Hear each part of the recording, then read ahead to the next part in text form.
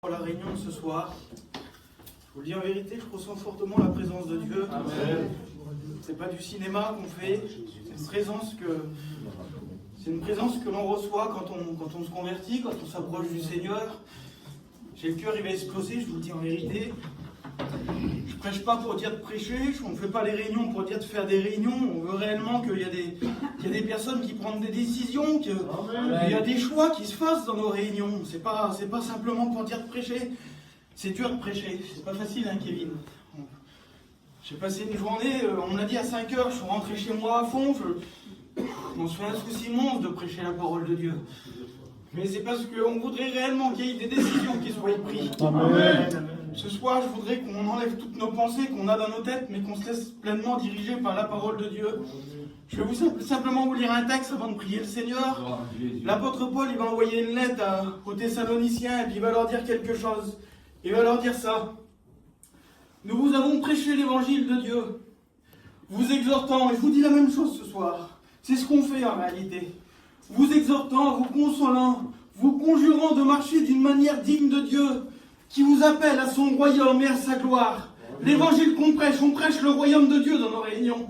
Il dit, c'est pourquoi nous rendons continuellement grâce à Dieu de ce qu'en recevant la parole de Dieu, que nous avons fait entendre, vous l'avez reçue, non comme la parole des hommes, mais ainsi qu'elle est véritablement comme la parole de Dieu. Amen. L'apôtre Paul, il est en train de dire, vous n'avez pas reçu la parole comme la parole des hommes, comme la parole de la Lydée, comme la parole d'un copain, comme la parole d'un cousin, comme la parole d'un jeune que vous avez vu grandir. Vous n'avez pas reçu la parole comme ça. Ce soir, ne recevez pas la parole d'un copain, mais recevez-la comme elle est véritablement, comme la parole de Dieu. La parole qui a changé nos cœurs, la parole qui a changé nos vies, c'est ce qu'on a dans les mains. C'est la parole de Dieu, c'est pas ma parole à moi ce soir. Elle est véritablement la parole de Dieu. Celui qui a tout créé, celui qui a créé l'univers, celui qui a créé les cieux, celui-là qui nous a créés à nous. C'est la parole de Dieu. Et ce soir, c'est celle-là qui va être annoncée. Amen. Je voudrais que tu me présentes devant le Seigneur. Je voudrais vous parler d'un homme que tout le monde connaît, que l'on soit chrétien ou pas chrétien, c'est un homme que tout le monde connaît. On parle de lui dans les 4 évangiles, un homme qui dans le cours de l'humanité, tout le monde le connaît, tout le monde a écouté parler de lui. Écoutez, à un moment donné, on va commencer à parler de lui dans Luc au chapitre 3. Écoutez ce qu'il est écrit. Il est écrit ça, la 15e année du règne de Tibère César, Ponce Pilate était gouverneur.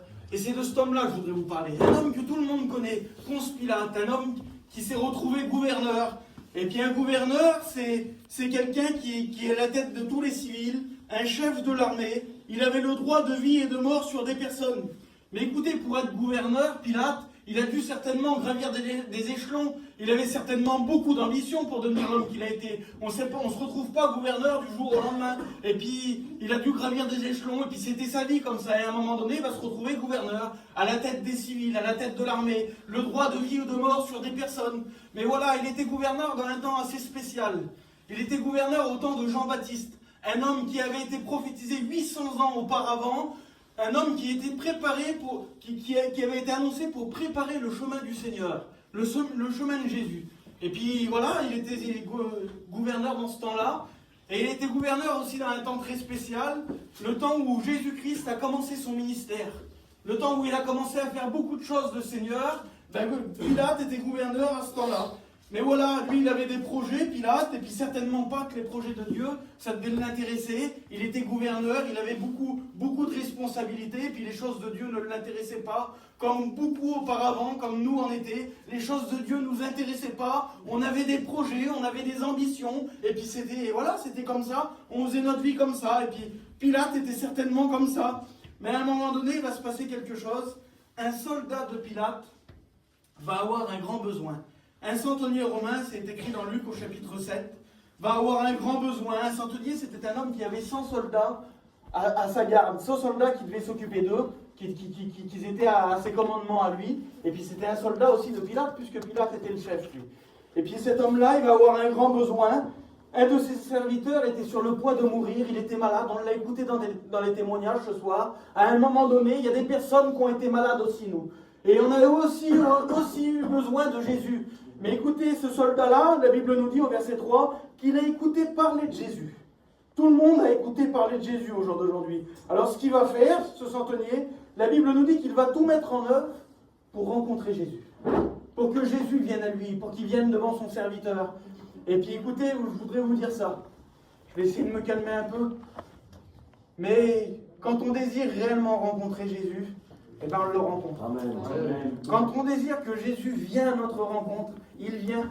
On l'a écouté dans nos témoignages. À un moment donné, on a eu besoin de Jésus. Vous l'avez écouté dans les témoignages.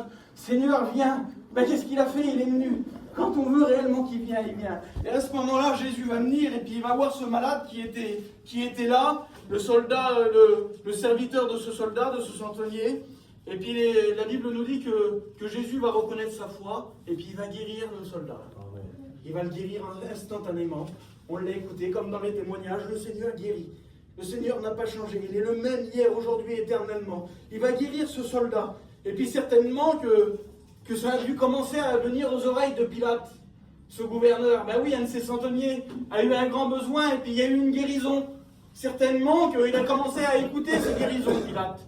Et puis Jésus va continuer à faire des miracles, des miracles, des miracles. Comme nous, au jour d'aujourd'hui, on écoute des miracles, on écoute des guérisons. Vous les avez écoutés ce soir. Il se passe des choses, ça vient à nos oreilles. Et puis ça venait aux oreilles de Pilate. Et à un moment donné, Luc chapitre 19, une histoire aussi que tout le monde connaît. Zachée, un chef des publicains, un homme riche, un homme puissant. Et la Bible nous dit que c'était un collecteur d'impôts, un chef. Et puis c'était un homme d'affaires, un homme puissant, un homme qui rapportait beaucoup d'argent à Pilate. Un homme pour qui Pilate devait être important, Zachée. Et cet homme-là, Zachée, la Bible nous dit qu'il va chercher à voir qui était Jésus. Et puis quand on cherche réellement Jésus, comme je vous ai dit tout à l'heure, eh ben on le rencontre. Amen. Et puis Zachée va rencontrer Jésus. Je vous résume un peu l'histoire, je ne voudrais pas être long. Il va rencontrer Jésus, Jésus va lui dire quelque chose, il va lui dire aujourd'hui le salut est rentré dans ta maison. Je voudrais vous dire c'est quoi le salut. On parle beaucoup du salut dans nos réunions, mais le salut veut dire quelque chose de très important. Le salut, il veut dire ça, mis hors de danger. Amen. Mis en sécurité, mis dans un refuge, mis dans un endroit où tu ne risques plus rien. Mais comment? Les chrétiens ont encore des problèmes, les chrétiens passent par la séparation. Écoutez, on n'est pas à l'abri de rien, on n'est pas à l'abri d'aujourd'hui de fermer les yeux. Mais écoutez, quand on a le salut, on ferme les yeux sur cette terre, on les ouvre dans le ciel. C'est une mise en sécurité, on risque plus rien quand on a le salut. C'est une grâce exceptionnelle. Et à ce moment-là, Zachée va recevoir le salut dans son cœur. Et puis écoutez, c'est une merveille. Il va laisser son travail, Zachée. Fini, plus collecteur d'impôts, il arrête le travail de Pilate, et puis il suit Jésus. Sa vie, elle est transformée, sa vie, elle est changée. Fini les affaires. Mais qu'est-ce qui s'est passé alors? Puis certainement que Pilate a dû se poser encore beaucoup de questions. C'est pas possible. Zachée, mon chef des collecteurs d'impôts, il me ramenait beaucoup d'argent, celui-là, il s'est converti aussi. Puis écoutez, combien de nos copains, combien de nos familles se sont convertis et puis qu'on ne comprend pas? Ils ont laissé ça, ils ont arrêté ça. C'est pas possible. Qu'est-ce qui s'est passé? Qu'est-ce qu'il a eu, le tyranne? Comment ça se fait qu'il a arrêté ses affaires? Beaucoup de questions dans la famille. C'est obligé, ça, on est obligé de se poser des questions. Il s'est bien passé quelque chose. Pourquoi tu as arrêté tout ça? Parce qu'il a rencontré Jésus. Voilà ce qui s'est passé. Et puis à un moment où il s'y attendait pas, Pilate, Jésus va lui être présenté. Comme toi ce soir, peut-être que tu t'y attends pas, mais Jésus t'est présenté. C'est ça une réunion ce soir. Une réunion, c'est de présenter Jésus. Et puis là, ce soir, j'essaye de te présenter Jésus de la manière où je peux. Amen. Et puis là, Jésus va lui être présenté, et puis il va commencer à lui poser des questions. Je vais vous les lire. Amen. Ça se trouve dans Marc, au chapitre 15. Des questions qu'on peut lui poser aussi, ou que certainement, si on pourrait lui poser des questions tout de suite, on lui poserait les mêmes questions. Écoutez ce qu'il est écrit. Dès le matin, les principaux sacrificateurs tirent conseil avec les anciens et les scribes et tout le Sanhédrin. Après avoir lié Jésus, ils l'emmenèrent et le livrèrent à Pilate. Puis là, Jésus se trouve devant Pilate. Et Pilate, il va commencer à l'interroger. Et il va lui dire cette question-là. Es-tu le roi des Juifs? Question que tout le monde se pose en réalité. Est-ce qu'il est réellement le roi? Est-ce que Jésus est le roi? Est-ce qu'il est vraiment roi, Jésus? Est-ce que c'est lui? Et puis dans l'évangile de Jean, il est écrit ça, que Jésus va lui répondre, tu le dis, mais est-ce que tu dis ça de toi-même, ou est-ce que c'est les autres qui te l'ont dit? Aujourd'hui, on est beaucoup à te dire que Jésus est vivant, que Jésus est le roi. Mais si réellement tu pourrais te poser cette question-là dans ton cœur, réellement si ça serait toi qui voudrais savoir, est-ce que c'est vraiment le roi Jésus? Amen. Est-ce que cette question-là pourrait sortir de ton cœur à toi? Est-ce que c'est vraiment le roi Jésus? Est-ce qu'il est vraiment vivant? Et puis il va continuer à lui poser des questions, Pilate. Il va lui dire, qu'as-tu fait? Pourquoi tout le monde t'accuse? Puis ça, c'est nous, ça. Chaque fois qu'on a des problèmes, on est devant Jésus, ah ben, qu'est-ce qu'il a fait Jésus? Quand j'ai eu des problèmes, il était où? On l'a écouté dans les témoignages, on a voulu à Jésus passer un moment, parce que tu ne comprenais pas pourquoi le Seigneur il n'avait pas béni. Alors tu as accusé Jésus, pourquoi Jésus t'a pas béni? Et puis nous on est toujours comme ça, pourquoi si le Seigneur il est vivant, pourquoi il se passe ça? Pourquoi il se passe ça? Pourquoi il se passe ça? Je comprends pas, on accuse toujours Jésus. Et puis là Pilate il dit, pourquoi tout le monde t'accuse? Et puis Jésus ne répond pas. Et puis il va lui poser une troisième question, question fondamentale. Qu'est-ce que la vérité? Qu'est-ce que la vérité? Question qu'on doit se poser ce soir, excusez-moi qu'on soit chrétien ou pas chrétien. Est-ce que c'est vraiment la vérité, l'évangile? Est-ce que Jésus est vraiment vivant? On est obligé de se la poser cette question, c'est trop important. Qu'est-ce que la vérité? Et puis là, il pose les trois questions les plus importantes en réalité. Et là, Jésus, il est là, et il ne répond pas. Il regarde Pilate et il lui répond pas. La Bible nous dit qu'il ne répond à rien. Et puis certainement, Pilate, il va se dire pourquoi il ne me répond pas? Et puis des fois, on pose des questions au Seigneur, on lui demande pourquoi ça, et pourquoi ça, et pourquoi ça, et puis il ne nous répond pas. On ne comprend pas. Mais écoutez, la Bible ne dit pas que Jésus répond, mais Pilate, en le regardant, il va comprendre. Parce qu'il va dire ça. Il va dire, je ne trouve en lui aucun crime. Ben oui, imaginez-vous, Jésus, il est devant lui, là. Il regarde Jésus, il essaye de lui poser des questions, il essaye de le cerner, il essaye de comprendre qu'est-ce qu'il est en train de faire. Mais simplement en le regardant, il comprend qu'il n'y a aucun mal en Jésus. Si tu voudrais réellement regarder l'évangile, regarder réellement ce que les témoignages ont dit, là, qu'on a trouvé que du bon, qu'on a trouvé que de la joie, il n'y a rien de mal en Jésus. Il n'y a rien, tu ne trouveras rien de mal. Si, nos témoins, peut-être nous, qui n'est pas toujours terrible.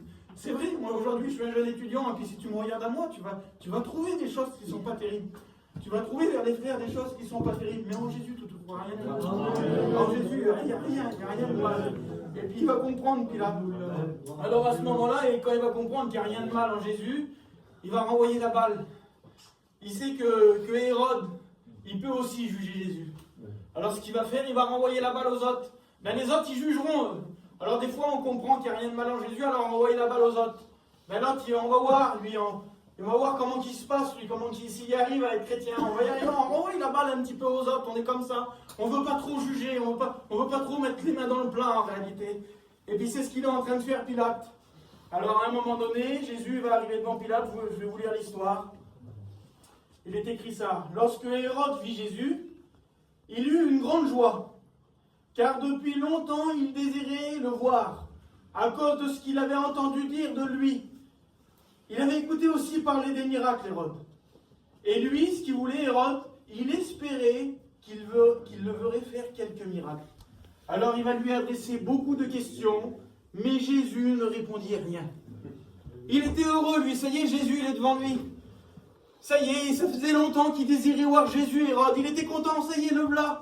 Le voilà. Alors il va commencer à lui poser des questions, parce que lui, il voulait quelque chose, il désirait voir quelques miracles. Et puis ça, nous, on est comme ça. On vient dans les réunions et on désire voir des miracles. On a envie, c'est nous, c'est nos décisions. Ça, ah ben si Jésus il fait ça, ben je m'en approcherai. Je vais m'en approcher, mes sons. Si Jésus il fait telle chose, si Jésus il fait tel miracle, s'il fait ça, ah ben je vais m'en approcher. Là, je croirai peut-être un peu plus en lui. Je suis content. Je vais voir s'il est capable. Hein. Je vais voir s'il est capable de faire quelque chose pour moi, lui. Mais Jésus, il répond rien. Et puis là, Hérode, il était en colère, il ne comprend pas, lui. Puis écoutez, ça m'est arrivé, moi, de demander des choses à Jésus qui ne me répondait pas. Et puis pareil qu'Hérode, j'étais en colère. Pourquoi le Seigneur, il ne me répond pas? Je lui demande des choses, je voudrais voir des choses. On veut voir des choses à notre manière, à nos idées à nous, à nos envies à nous. On voudrait que le grand Dieu du ciel, il soit à nos ordres. Mais c'est pas comme ça. Amen. Et puis écoutez, il va se faire quelque chose d'extraordinaire, quelque chose qui s'y attendait pas, Pilate et Hérode. Écoutez, verset 12. Ce jour même, Pilate et Hérode deviennent amis d'ennemis qu'ils étaient auparavant. Ah, ils n'avaient pas prévu ça, hein. Puis des fois, le Seigneur, il veut te bénir d'une manière que tu n'as pas prévue. Ah, des choses qui ne te plaisent pas. À ce moment-là, Pilate et Hérode, ils n'avaient peut-être pas trop envie de se pardonner. Ils étaient ennemis. Ils n'avaient pas envie de se réconcilier, eux. Mais écoutez, le Seigneur, ce qu'il veut, lui, c'est changer ta vie. Il ne veut pas te donner ce que toi, tu as envie. Il veut changer ta vie, le Seigneur. À ce moment-là, ils avaient besoin de pardon, ils avaient besoin de réconciliation. Et le Seigneur, il a fait ce qu'eux, réellement, ils avaient besoin. Il n'a pas fait ce qu'eux, ils voulaient. Quel miracle, Seigneur. D'ennemi à ennemi, d'un seul coup, bam, ils deviennent amis. À la rencontre de Jésus, écoutez, il se passe des choses extraordinaires. Il se passe des choses auxquelles on ne s'y attend pas. Mais on a besoin d'avoir ce contact avec le Seigneur, pour se approcher du Seigneur. Et puis écoutez, à ce moment-là, Hérode, il va renvoyer Jésus à Pilate. Mais entre ce temps, il va se passer quelque chose d'extraordinaire. La femme de Pilate va être bouleversée par Dieu. Elle va faire un songe, elle. Elle va faire un songe, et puis Dieu, il va bouleverser sa femme. Et quand il rentre, la femme de Pilate, elle va venir vers Pilate, et puis elle va lui dire ça. Pilate, qu'il n'y ait rien entre toi et cet homme. Qu'il n'y ait rien entre toi et Jésus. Qu'il n'y ait rien entre toi et ce juste. Et puis ça, on l'a écouté, là, c'est un moment bouleversant pour Pilate. Ben oui, sa femme, là, c'est plus les amis, c'est plus les connaissances, c'est plus le soldenier qui a été béni, qui a été guéri, c'est plus l'autre qui travaillait pour lui, c'est sa femme qui a été touchée, qui a été bouleversée par Dieu, et qui est en train de lui dire qu'il n'y a rien entre toi et Jésus. C'est la vérité, elle a été bouleversée, elle. Alors à ce moment-là, le cœur de Pilate, il est touché, il ne comprend plus trop ce qui se passe, alors il va essayer de se mettre tout doucement du côté de Jésus. Ben oui, il comprend qu'il y a quelque chose là, alors il va essayer de se mettre du côté de Jésus. Et à 3 reprises, il va dire quelque chose. Il va parler au peuple, il va leur dire ça. Écoutez, j'ai rien trouvé de mauvais en cet homme. Il va recommencer. J'ai rien trouvé, il n'y a aucun crime en cet homme. À 3 reprises. Mais le peuple, il voulait absolument que le crucifier, il voulait absolument libérer Barabbas. Et puis il avait ce choix, Pilate devant lui, là, et puis il va leur dire, mais il n'y a pas de crime, Jésus n'a rien fait de mal. Il n'a rien fait de mal. Mais devant ce monde qui était devant lui, devant le peuple, devant les honneurs, parce que écoutez, il y avait certainement des honneurs, Pilate c'était un gouverneur, et puis devant des fois des honneurs, devant nos affaires, devant les personnes qui nous aiment, qui nous disent, ah ben qu'est-ce qu'ils vont dire ceux-là si je me rapproche de Dieu, qu'est-ce qu'ils vont dire ma famille, qu'est-ce qu'ils vont dire mes copains si je m'approche du Seigneur, ils vont parler, alors c'est compliqué, on a peur de s'approcher du Seigneur, on a peur de tout ça, et puis certainement Pilate il peut se poser ces questions, qu'est-ce que je vais faire devant mes affaires? Alors vous voyez ce qu'il va faire, je vais vous faire la lecture. Devant ce choix-là, Pilate va faire quelque chose. Voyant qu'il ne gagnait rien, mais que le tumulte augmentait, ben oui, il y avait beaucoup de monde qui était en face de lui, il y avait beaucoup de choses qui l'empêchaient de faire un choix, de libérer Jésus. Alors il va faire quelque chose, il va prendre de l'eau, la Bible nous dit. Et il va commencer à se laver les mains. En présence du peuple qui était devant lui, il va dire ça. Je suis innocent du sang de ce juste, cela vous regarde. Et il a cru trouver une troisième solution, Pilate.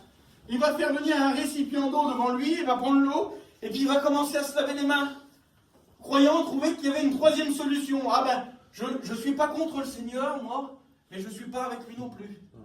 Des fois, nous, on n'est pas contre. On n'est pas contre les choses de Dieu. Nous, on croit. S'il avait compris, Pilate, que c'était vraiment, qu'il était réellement vivant, que c'était réellement Jésus, qu'il n'y avait pas de mal envers lui. Alors, on n'est pas contre, mais on n'est pas pour. Alors, on essaye de trouver une troisième solution. Alors, il va prendre l'eau et puis il va commencer à se laver les mains.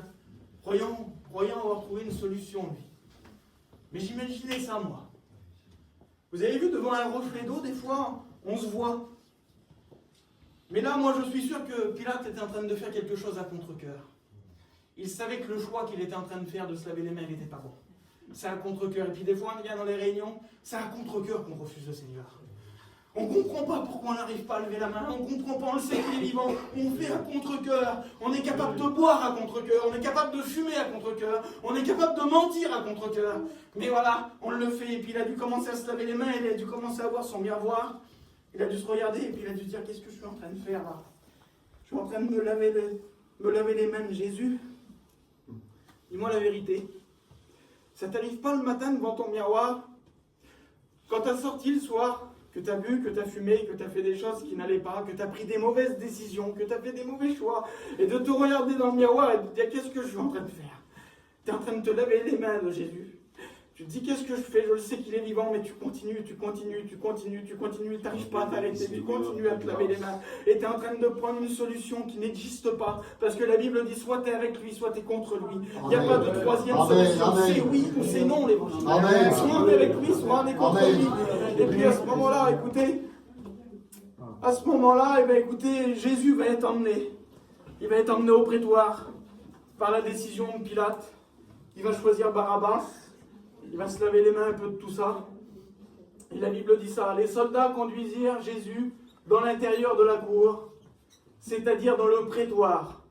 Ils s'assemblèrent toute la cohorte. Ils le revêtirent de pourpre et posèrent sur sa tête une couronne d'épines qu'il avait tressée. Puis ils se mirent à le saluer. « Salut, roi des Juifs !»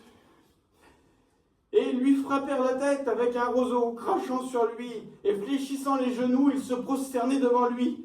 Après s'être ainsi moqué de lui, ils lui ôtèrent le vêtement, lui remirent des autres vêtements, et l'emmenèrent pour le crucifier. À ce moment-là, ils ont commencé à se moquer du Seigneur, commencé à le frapper. Écoutez, je suis touché, moi, parce que je le sais que ce n'est pas simplement des écrits. C'est véritablement la parole de Dieu. C'est réellement ce qui s'est passé. Jésus, à ce moment-là, il a été emmené, il a été frappé, on lui a craché au visage, on s'est moqué de lui. Salut, roi des Juifs, et on lui foutait des coups dans la figure, alors que c'était réellement le roi. Il n'y a pas d'autre roi sur cette terre que Jésus. C'était réellement le roi. Et puis on se moquait de lui, écoutez. Mais comment ça se fait que Jésus laissait faire ça?